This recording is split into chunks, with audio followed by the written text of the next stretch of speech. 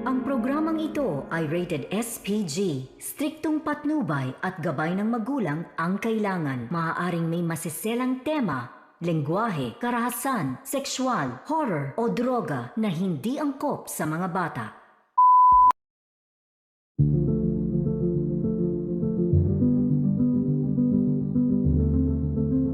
Sara Labati, battered wife, binash si Annabel Rama ng netizens dahil sa mga pinakawalan niyang akusasyon kay Sara Labati, misis ng kanyang anak na si Richard Gutierrez.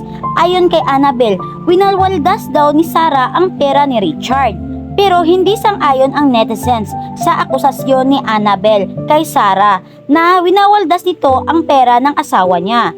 Duda ng netizens, may iba pang mas matinding dahilan ng hiwalayan ni Sara at Richard. Nababawan ang iba kung pagwawaldas ni Sara ng pera ni Richard lamang ang dahilan kaya mahiwalay ang isyu sa mag-asawa.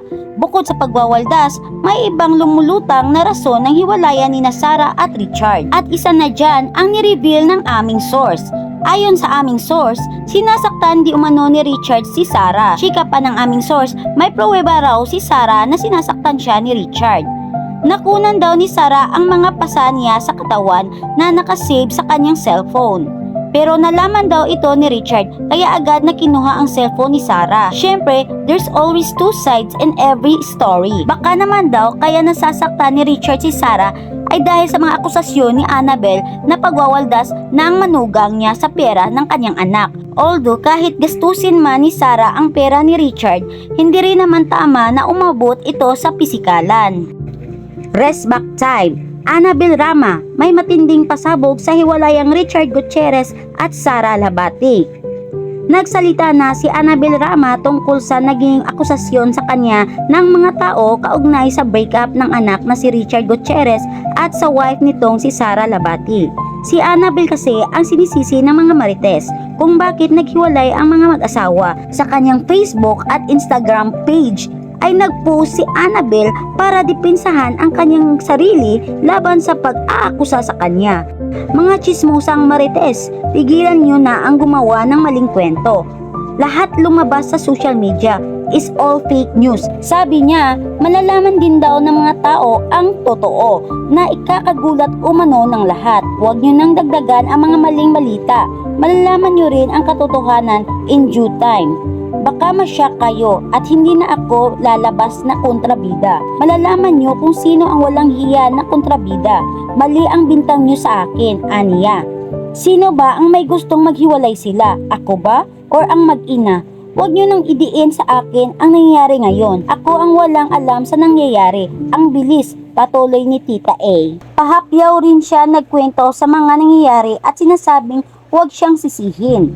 Nagulat na lang ako. Biglang dumating ang nanay at tatay galing sa ibang bansa.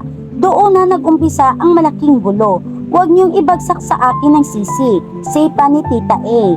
Na obvious na ang tinutukoy ay ang magulang ni Sara. Gigil na nga raw siyang ikwento ang nangyayari.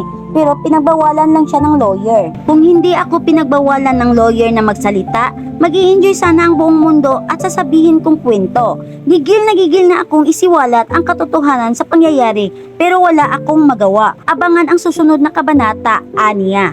Sa pagtatapos ay paglilinaw ni Tita Annabel, basta ako, ayaw ko silang maghiwalay dahil mahal ko ang mga apo ko. Samantalang sumunod naman ang mga pinagkakaguluhan ng mga netizen ay ang post ng misis ni Richard na si Sara Labati na magbabalik na siya sa showbiz.